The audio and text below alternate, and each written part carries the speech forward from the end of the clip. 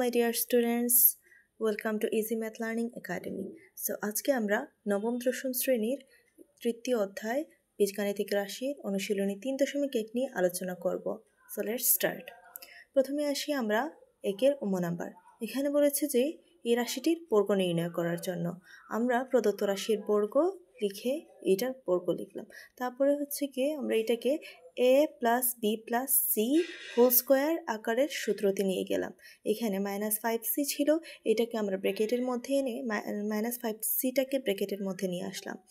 এখন হচ্ছে কি আমরা জানি a + b + c whole square, এটার সূত্র হচ্ছে কি a square + b square + c square + 2ab + 2bc + 2ca।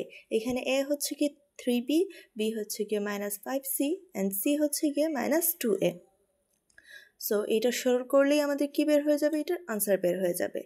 Now next, এটা বলা হয়েছে যে 1007 এর বর্গ। 1007কে আমরা 1000 + 7 দিয়ে ভাঙাতে পারি।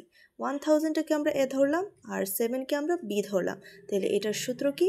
a + b হোল স্কয়ারের সূত্রটাই হবে এটার সূত্র। এটা হচ্ছে কি a square + 2ab + b square. এটা হচ্ছে কি তোমার, এটা যেটা আনসার আসবে 3টা যোগ করলে ওইটাই হচ্ছে কি এটার আনসার। ওকে, আমরা 2 নম্বরে যাই। 2 নম্বরে হচ্ছে বলেছে যে এগুলো সরল নির্ণয় করার জন্য। তাহলে সরল নির্ণয়ের ক্ষেত্রে আমরা একটা কাজ করতে পারি, যেহেতু এগুলো অনেক বড় রাশি তাই এগুলোকে আমরা কি করতে পারি?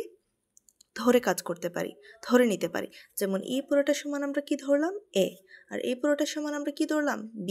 তাহলে একটা হচ্ছে কি a আর একটা হচ্ছে কি তোমার b। তাহলে এটা কি হবে? a প্লাস এই যে a square plus b square, a square plus b square minus 2ab, এই সূত্রতে চলে যাবে। তাহলে এটার সূত্র হচ্ছে কি a - b whole square, a - b whole square. তাহলে a - b হোল স্কয়ারের সূত্র এখন আমরা কি করতে পারি? এর জায়গায় তার মানটা বসিয়ে দিলাম, ওই রাশিটা বসিয়ে দিলাম যেটা আমরা a ধরেছিলাম, b এর জায়গায় ওই রাশিটা বসিয়ে দিলাম। তাহলে হচ্ছে কি a - b হোল স্কয়ার। এখন আমরা কি করি? a - b, এখন ব্র্যাকেটটা উঠায় ফেললে এইটা আর এইটা থাকবে। এখন এটা কাটাকুটি যাবে, মাইনাসে এটা হচ্ছে মাইনাস মাইনাসে প্লাস হয়ে গেল, আর এটা প্লাসে মাইনাসে মাইনাস। এখন হচ্ছে কি 2m আর 2m কাটা যাবে, থাকলো শুধু তোমার 3n + 3n। এই যে এটা মাইনাস ছিল কিন্তু মাইনাস থাকার কারণে প্লাস হয়ে গিয়েছে, যার কারণে এই 3n আর এই 3n যোগ করলে 6n। তারপর -p - b হচ্ছে কি -2p। তাইলে a - b হোল স্কয়ারের সূত্র আমরা কি জানি? a square - 2ab + b square. তাহলে এটা তোমার সরল করলে যা আসবে তাই, এটাই তো আনসার। শেষ। তাহলে দেখো বন্ধুরা, এইগুলো কিন্তু এত কঠিন না। তাহলে পরেরটায় আমরা চাই 6.35 × 6.35 + 2 × 6.35 × 3.65 এটা হবে।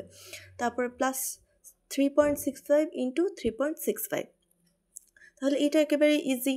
6.35 6.35 দুইটা গুণ করলে কি হবে? 6.35 হোল স্কয়ার প্লাস 2 × এত × এত।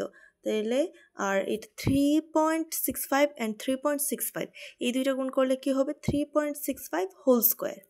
ওকে, তাহলে এটা কোন সূত্রতে যাবে? a square plus 2ab plus b square, square plus 2ab plus b square সমান a plus b whole square equal to, দেখো এই দুইটা যোগ করলে কত আসে? 10 আসে। তাহলে 10 স্কয়ার ইকুয়াল টু 100, এটাই আনসার। ওকে, আজকের ক্লাসে এতটুকু পর্যন্তই থাকুক। If you have any question, ask me in my comment section and don't forget to subscribe my channel. Thank you. See you next video.